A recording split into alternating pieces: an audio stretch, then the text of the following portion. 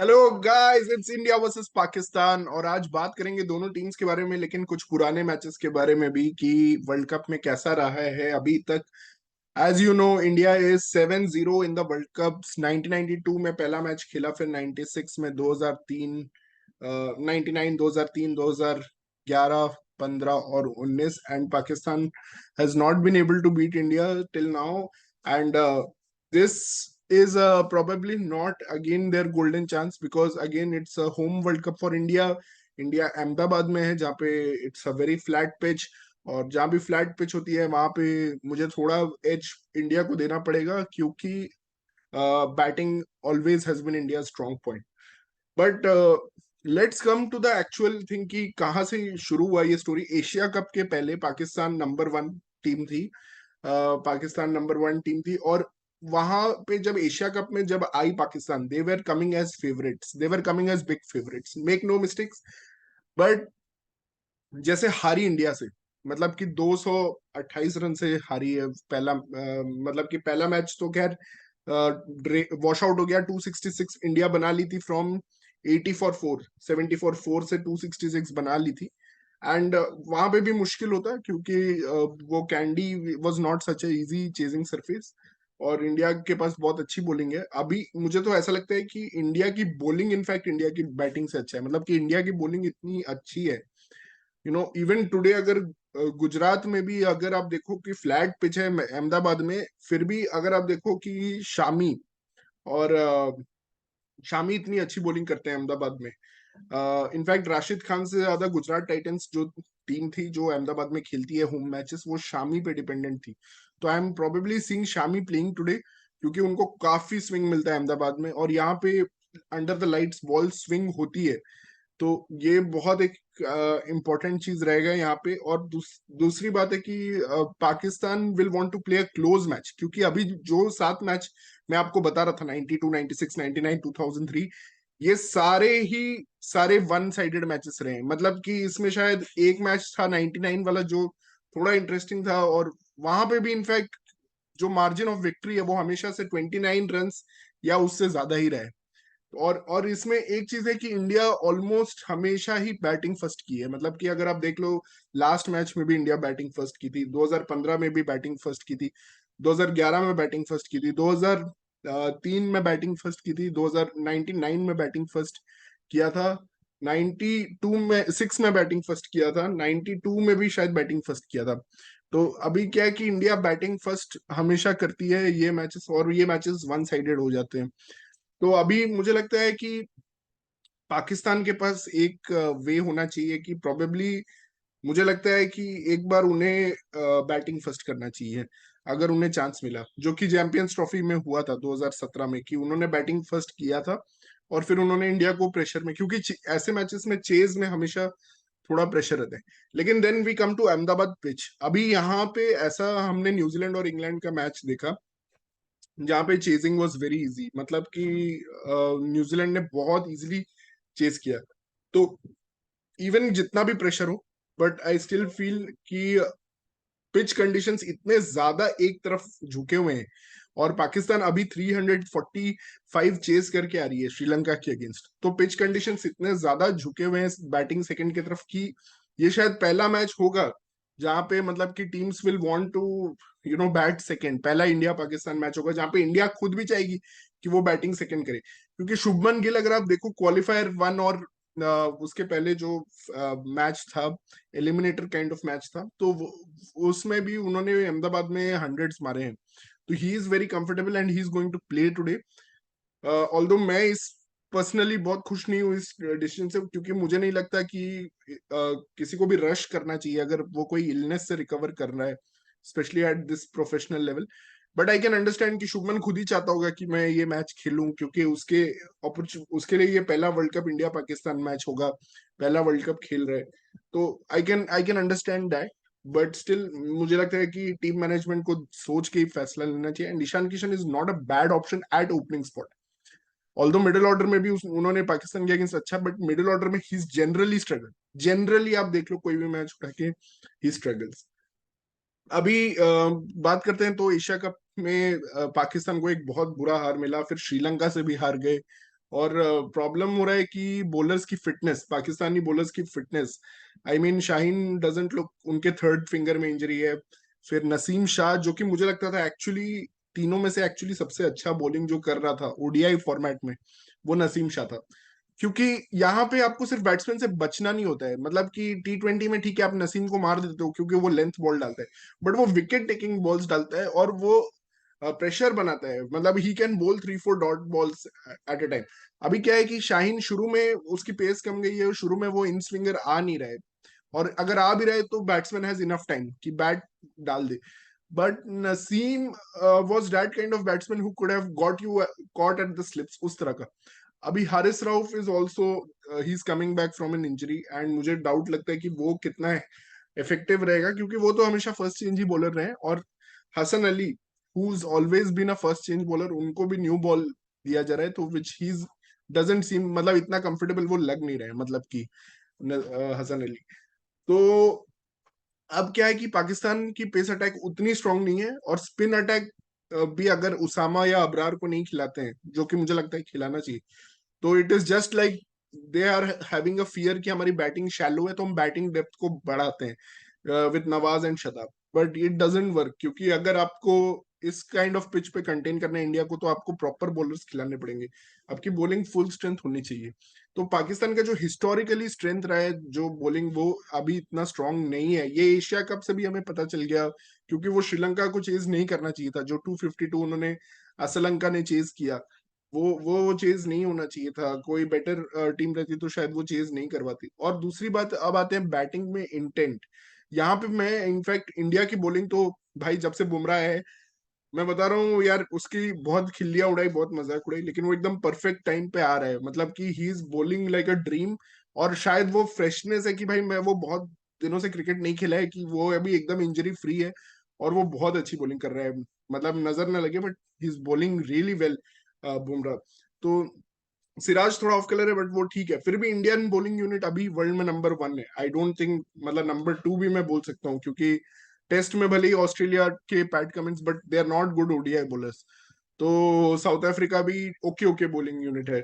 New Zealand in fact मुझे बहुत अच्छी बॉलिंग यूनिट लगती है personally, they have the 2 spinners also. South Africa also have 2 spinners actually, that makes them very good bowling attack. तो overall मुझे लगता है इंडिया भी बेस्ट बॉलिंग अटैक है वर्ल्ड की, क्योंकि इनके पास स्पिन में भी अब वैरायटी आ गई है आफ्टर अश्विन कमिंग। तो इनके पास ऑफ स्पिनर भी है, इनके पास लेफ्ट आर्म स्पिनर है, इनके पास चाइना मैन है, इनके पास मीडियम पेसर है कोई सीमिंग कंडीशंस के लिए, शार्दुल ठाकुर। और शामी और सिराज तो है ही, both are good seam position length bowlers. और बुमराह जो कि कुछ भी कर सकता है, he has all the tricks in the book.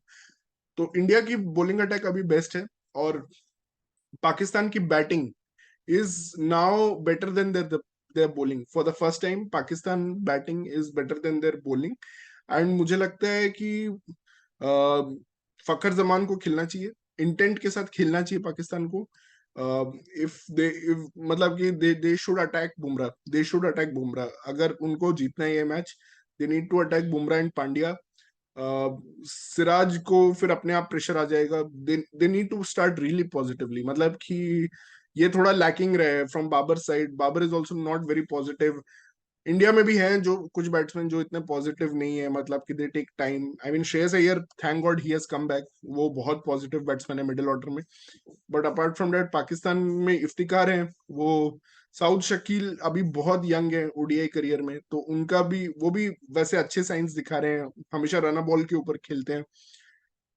But Pakistan need to be really aggressive, और इंडिया अपना नॉर्मल गेम को ट्रस्ट करे। India if they trust their normal game and execute well, तो I don't think Pakistan can win this. और पुराने matches में अगर मैं बात करूं तो 2003 का जो मैच था, जहाँ पे India always needed some brilliance, मतलब कि ऐसा कोई ब्रिलियंस चाहिए। सचिन ने नॉक खेला 2003 में, 99 में वेंकटेश प्रसाद बोल्ड अ सुपर्ब स्पेल, ठीक है। और 96 में अजय जडेजा ने जो फिनिशिंग की थी, उसके वजह से एडेड प्रेशर आ गया चीजिंग के वक्त पाकिस्तान में। तो इंडिया हैड सम, इस मैच में जो परफॉर्म करता है वो एक तरह से उसका हिस्ट्री बुक्स में नाम आ जाता है।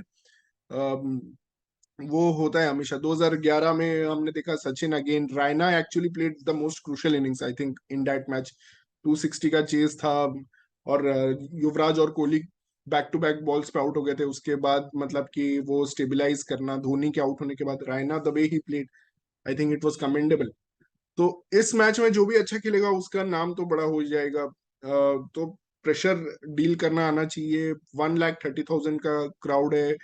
ये एक समय बहुत चिल्ला रहा होगा, कभी एकदम साइलेंट हो जाएगा। वो स्विंग्स को आपको मैनेज करना है, और hope it will be a great game. I think ये एक ऐसा गेम है जिसके लिए लोग अपना कैलेंडर ब्लॉक करके रखते हैं। Flight booking, hotel booking, seat के लिए जो मारी हुई है, 1,30,000 का कैपेसिटी होने के बावजूद, दैट इज जस्ट अमेजिंग। तो मुझे लगता है इस बार इंडिया को कोई ब्रिलियंस की जरूरत नहीं पड़ेगी, बस इट्स जस्ट कि अपना कांस्टेंट गेम खेलते रहे।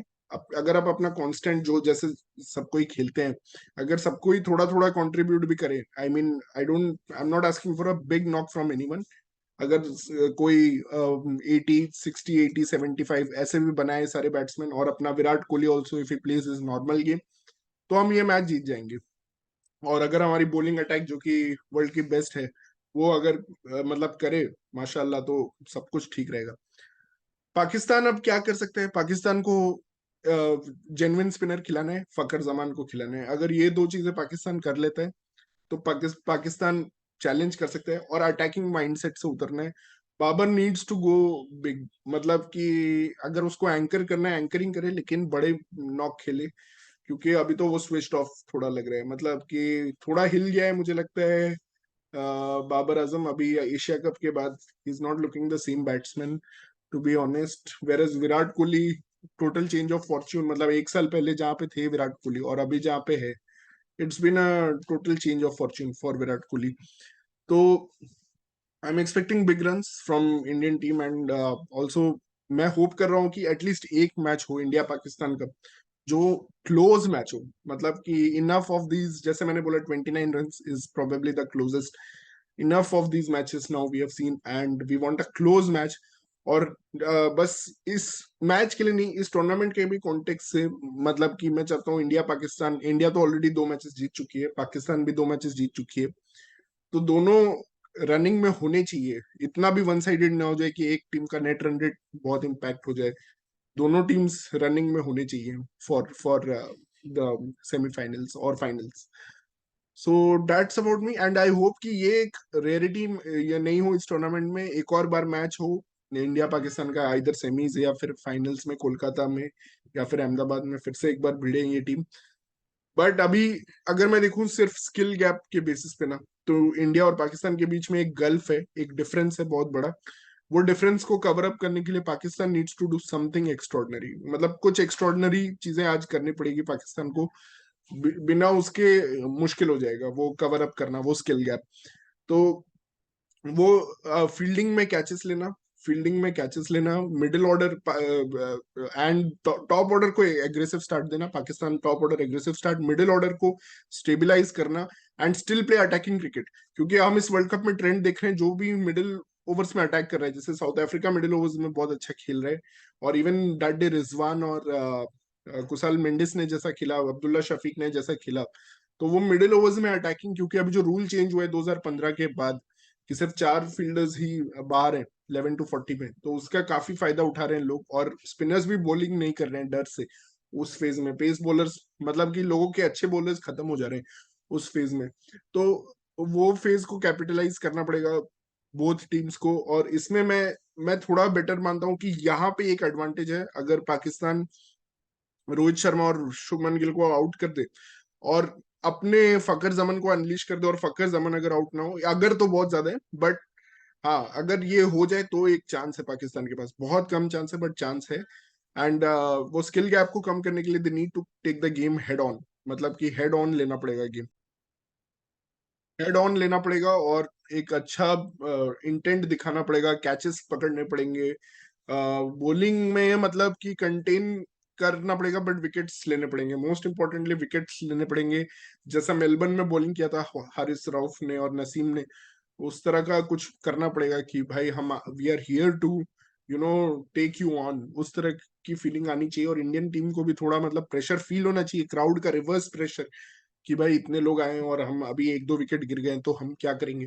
तो वो मजा आएगा फिर देखने में मैच। और although Indian, as an Indian fan मैं तो चाहता हूँ वन साइडेड भी हो तो भी चलेगा, कोई प्रॉब्लम नहीं है।